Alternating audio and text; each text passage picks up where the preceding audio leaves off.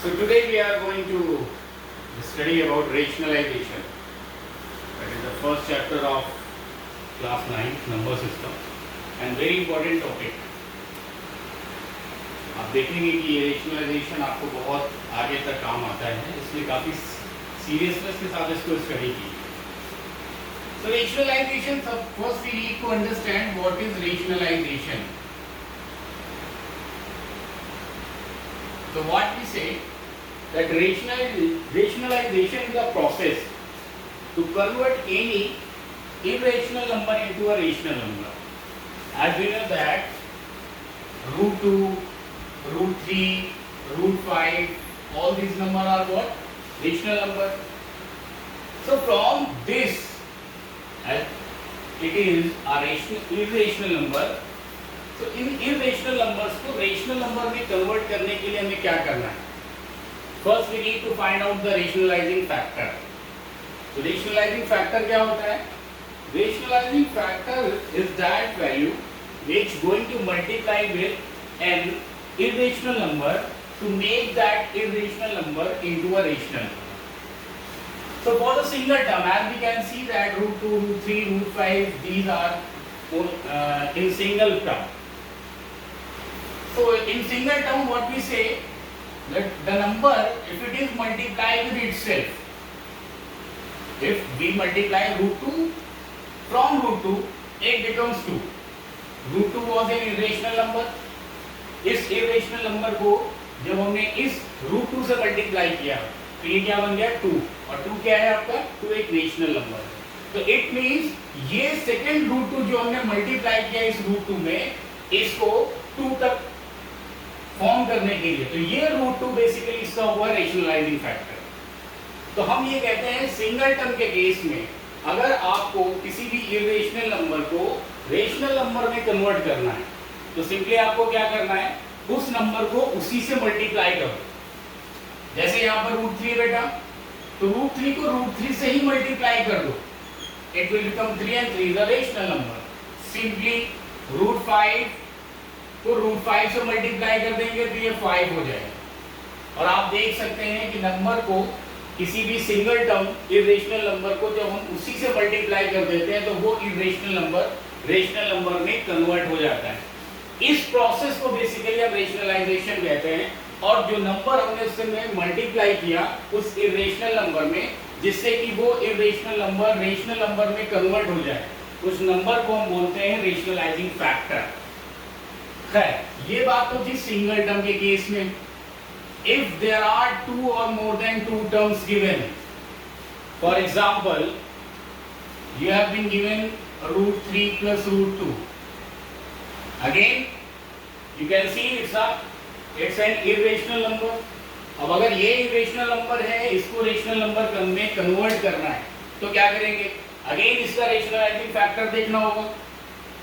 तो इसका rationalising factor ये नंबर इटसेल्फ नहीं हो सकता. क्यों नहीं हो सकता बेटा? आप देखिए, अगर रूट 3 प्लस रूट 2 को अगर हम रूट 3 प्लस रूट 2 से मल्टीप्लाई कर देंगे, what will it form? It would be root 3 plus root 2 whole square. और होल स्क्वायर वाली जब अगर हम आइडेंटिटी a प्लस b की होल स्क्वायर की आइडेंटिटी इसमें अप्लाई करेंगे तो क्या बन जाएगा बेटा? ये 3 plus 2 plus 2 root 6 and again 5 plus 2 root 6. You can see it's an irrational number. और ये इरेशनल नंबर है, जबकि हमने क्या बोला था कि इरेशनल नंबर से रेशनल में हमें फॉर्म करना है. तो हमने जैसा बताया कि सिंगल टर्म में तो हम ये मेथड यूज करते हैं कि नंबर को इटसेल्फ मल्टीप्लाई कर दें तो वो single term irrational number rational number में कन्वर्ट हो जाएगा. But if there are more than 1 और मोर देन 2 टर्म्स, उस केस में हमारा मेथड रेशनलाइजेशन का थोड़ा सा डिफरेंट होता है. In that case we have to keep an identity in our mind and that is a square minus b square. A square minus b square is what? A plus b, a minus b.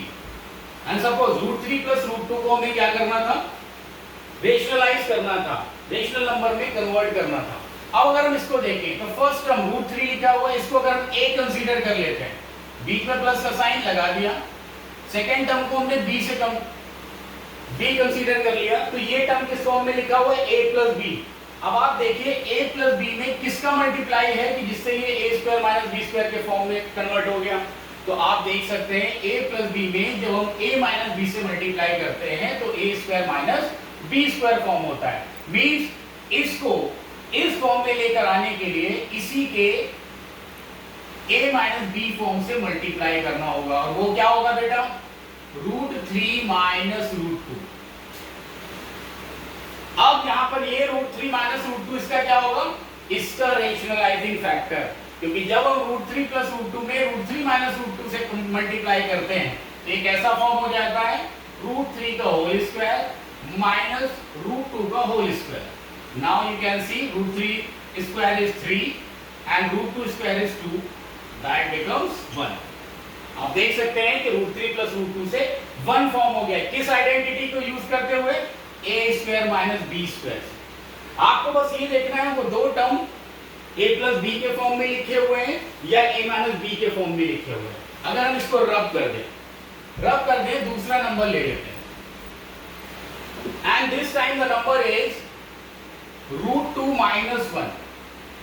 √2 minus 1 you can see that it's an irrational number. क्या करना है इसको भाई, rational number में convert करना है।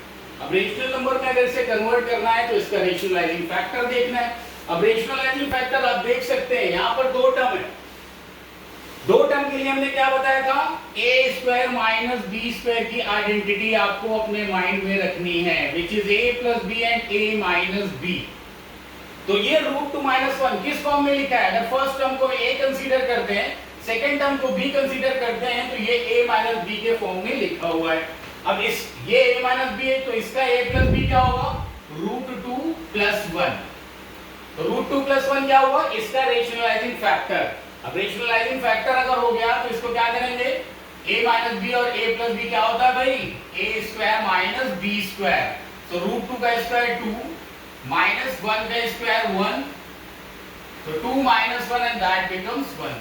तो √2 minus 1 से आप 1 तक पहुंच गए। √2 माइनस 1 क्या था, इरेशनल नंबर, 1 क्या है, एक रेशनल नंबर। तो आप देख सकते हैं कि जब हमें रेशनलाइजेशन करना होता है and if there are more than 1 term, तो उस केस में हमें ये आइडेंटिटी अपने माइंड में रखनी होगी। क्लियर है। अब इसी एक बार आप ये चीज समझ जाते हैं तो इसी पे बेस क्वेश्चंस बनते हैं बहुत सारे, जो जनरली बच्चों को लगता है कि they are too much tough. एक सिंपल सा क्वेश्चन ले लेते हैं हम, आपको बोलता है कि भाई 2 प्लस √3 एंड 2 माइनस √3, एक छोटा सा क्वेश्चन ले लिया। क्या बोल रहा है, रेशनलाइज द डिनोमिनेटर। क्या कह रहा है, रेशनलाइज डिनोमिनेटर। अब आप देख सकते हैं डिनोमिनेटर में क्या है, 2 minus √3। So forget about everything. क्या दिमाग में रखना है आपको, ये दिमाग में रखना है कि डिनोमिनेटर में 2 माइनस √3 है। अब इस 2 माइनस √3 जो कि एक इरेशनल नंबर है, इसको रेशनल नंबर में कन्वर्ट करना है। तो क्या करना है भाई, ये क्या लिखा है, 2 माइनस √3, मतलब अगर 2 को हम a कंसीडर कर लें और √3 को b कंसीडर कर लें तो ये किस फॉर्म में लिखा है, a माइनस b। तो इसका a प्लस b से अगर हम मल्टीप्लाई कर दें डिनोमिनेटर में तो डिनोमिनेटर क्या हो जाएगा, रेशनलाइज हो जाएगा। अब इसका a प्लस b का मल्टीप्लाई सिर्फ डिनोमिनेटर में नहीं करेंगे, यहाँ पर हम क्या करेंगे, numerator as well as denominator दोनों प्लेसेस पे हम 2 प्लस √3 से मल्टीप्लाई करेंगे। तो ऊपर हमने किया 2 प्लस √3 से मल्टीप्लाई, नीचे भी हमने किया 2 प्लस √3 से मल्टीप्लाई।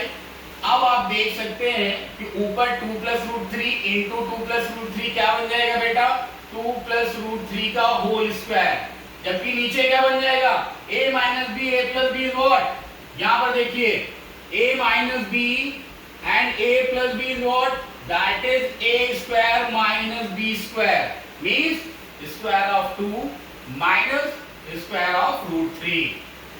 तो ऊपर आइडेंटिटी कौन सी अप्लाई हो जाएगी बेटा, a प्लस b का whole square and that is square of 2 plus square of √3 plus